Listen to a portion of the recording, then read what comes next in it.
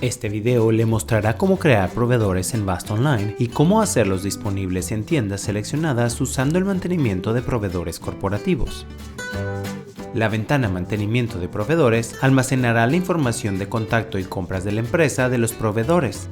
El proceso consiste en agregar al proveedor al sistema y después usar el mantenimiento de proveedores corporativos para enviar el registro a diferentes ubicaciones.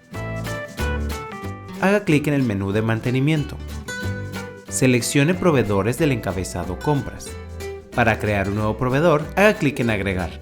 De la pestaña Detalles de proveedor, asigne un número de registro. Una vez asignado, no podrá ser cambiado.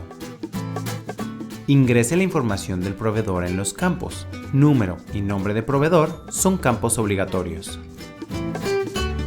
De la lista del lado derecho, marque las casillas Proveedor EDI y Transferencia de proveedor.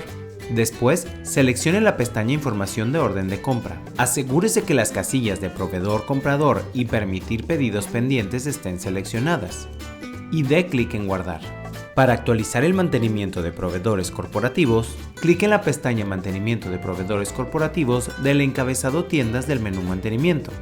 Busque y seleccione el proveedor deseado de la cuadrícula. Puede seleccionar múltiples proveedores a la vez. También puede refinar la búsqueda utilizando los campos de la parte superior de la ventana. Dé clic en la flecha hacia la derecha para transferir a la cuadrícula proveedores seleccionados. Puede utilizar la flecha hacia la izquierda para mover el proveedor de vuelta a la cuadrícula. Seleccione la ubicación de las tiendas a la que el proveedor será transferido. Si marca un registro o distrito, todas las tiendas incluidas se seleccionarán automáticamente. Dé clic en Guardar para terminar y un mensaje de confirmación aparecerá.